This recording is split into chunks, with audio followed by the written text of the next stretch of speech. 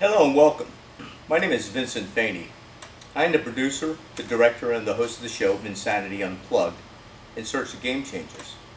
My show was first premiered and later featured throughout the years prior to the pandemic at community television station in Lane County, Oregon. The show is going to be distributed now to various other public access and community television stations throughout the state of Oregon, and hopefully as many stations that will throughout the country will accept these shows as well. To help myself to get worldwide promotion or distribution, you can see my channel, you can see these shows on YouTube, also titled Insanity Unplugged. The show was created because I like people and I am intrigued by people who work outside of the box, those few people who can see ahead of the curve and basically take the world by storm within their own discipline to change the paradigm in which things are done. And I come across people in every discipline, politicians, artists, athletes, and so forth, who fit the bill. Now, I love talking to them because these are people that I can learn from, and as hopefully you learn from them as well. Now, as you know, many of you know that I'm selling books and t-shirts and DVDs and CDs and other artifacts to help raise money for affordable housing, to acquire housing, take it off the market, and have organizations utilize these houses and charge, affordable rents, affordable mortgages to people who otherwise could not afford to live anywhere. So we have a really daunting problem in society today, that houses are priced further and further out of the realm, out of the reach of most people. And that population of people who can't afford housing is ever increasing. We got a tsunami of a next wave of homelessness that's going to happen, and that's with people who are in the 55 and older category, people who are in retirement age, who are collecting meager pensions. Many of these pensions have been destroyed by various economic realities. You have people who are merely on Social Security, and Social Security was never meant to be a retirement, but just as a side insurance to supplement a pension. But some people are basically relying only on Social Security, and Social Security does not keep up with the rate of inflation, even with the alleged COLAs. Now, supposedly our current administration is thinking about taxing Social Security, as if that's not another nail in the economic coffin for many people barely surviving in America today.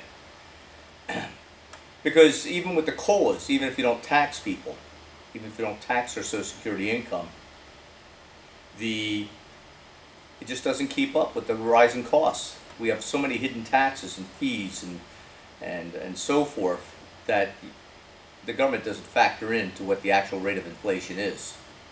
And people are just finding themselves swept out like so much flotsam jetsam and struggling, where they have to make a choice: do I pay for my mortgage or rent, or do I eat? And even if they can afford to eat, or whether they even choose merely food, even food has become so expensive. That's an issue. So the biggest cost for anybody is rent and mortgage.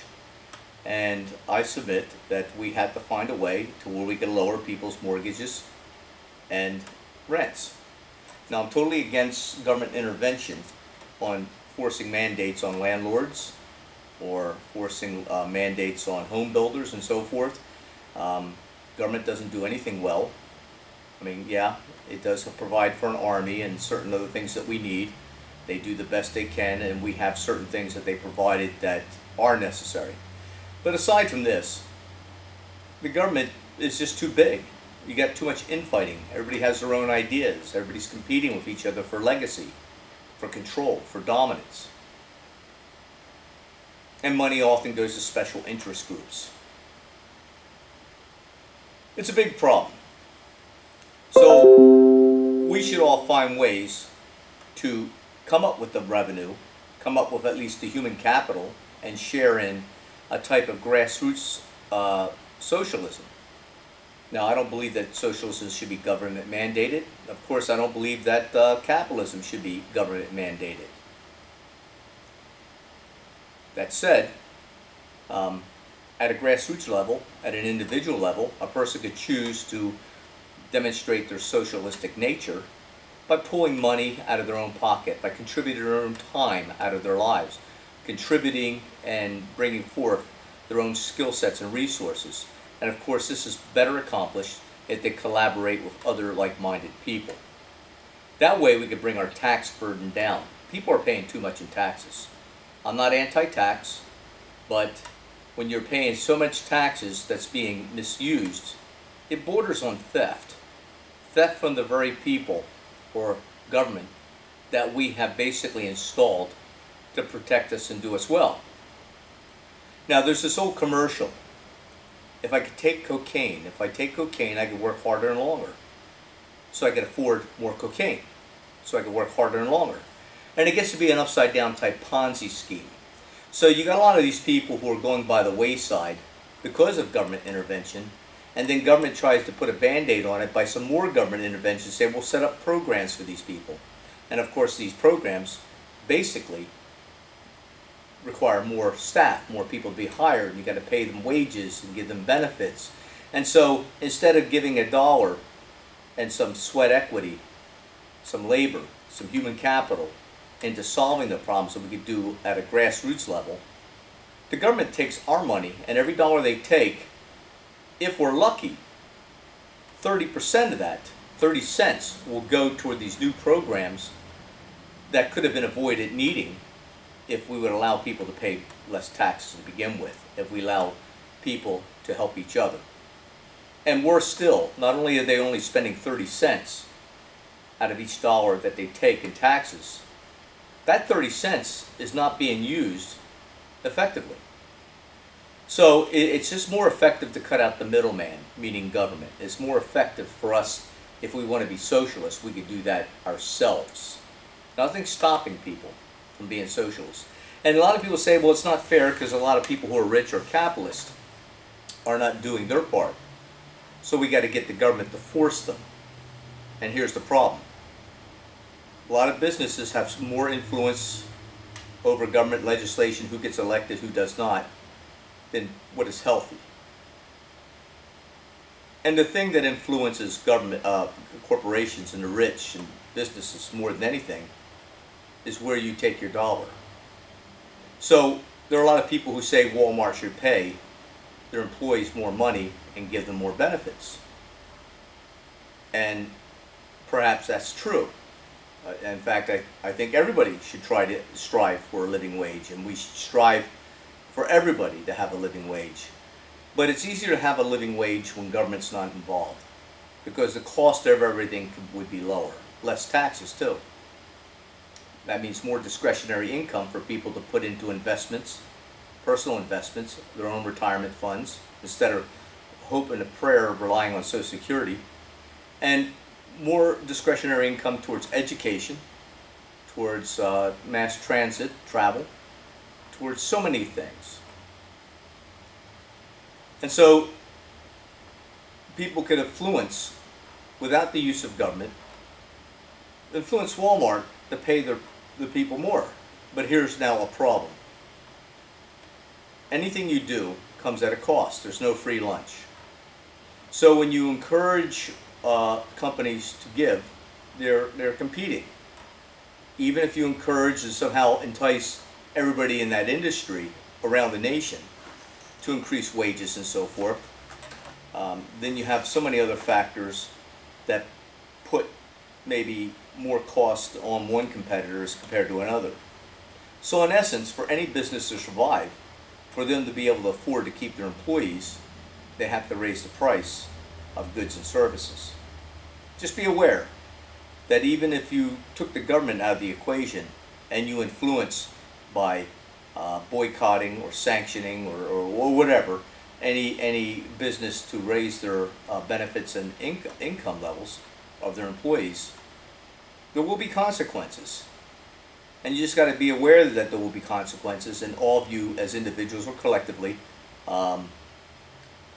ask yourself, are these the consequences that our community, the majority of people in this community, can afford? They may be able to afford it in the community of Hollywood, but not Glenwood, Oregon. So you got to be careful. But the fact is, at a grassroots level, without any government intervention and without the necessity of them spending money, which they always misspend, you got to ask yourself, is this the right tact? Should we put pressure by going to Costco instead of Walmart? Saying, hey, we're going to Costco because they treat their employees better, or whatever. But we do have that power. We have the power to make changes if we collaborate. And that's why, I believe that capitalism and socialism should not be mandated or overly influenced by government. We should decide. And so people do, again, they can influence the people who are wealthy if they do the due diligence and look up who owns what and what subsidiaries and what other, spin-off companies and whatever. Because there are a lot of companies we don't even know who the originating owners are. But we can find out through the internet and other means. So anyways, one of the books that I'm writing to raise money, that I have written, is called Alien Encounters. What do they want? I talk of a story that I remember hearing for the first time about people in the area of North Carolina who allegedly saw, alien aircraft, alien craft. I talked to, listened to stories by Marine fighter pilots, a guy who was a top gun, a leader of his squadron of fighter pilots, doing practice maneuvers in North Carolina. I've talked to veterans of World War II. I talked to some of the locals in North Carolina who swear that they saw the remains, the footprints of alien craft. One guy actually, he talks about allegedly encountering aliens coming into his camp spot at night. Captain Finbar was a guy who made extra money poaching alligators and so forth. He was a decorated World War II vet who spent time in the Japanese prisoner war camps, was tortured horribly. Interesting character, colorful character. Now, I never seen an alien. I mean, in a waking state, I know people who claim that they were walking and hiking through Montana, and they and a couple friends walking to a clearing, and there's an alien craft. And the craft, as they got closer, took off at high speeds and moved at angles, 90-degree angles of speeds impossible for any technology we know of that we've created. And this is some years ago. Very credible person. He's not unintelligent, but he lacks imagination. He lacks any form of edifice. He's a very common sense, Spencer Tracy looking guy.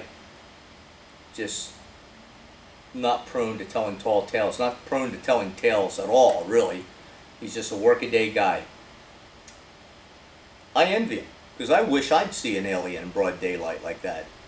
Now, I've had certain experiences that some people consider to be merely incredibly vivid dreams, and there's a lot of people I know who say that they believe that I've been abducted a couple times.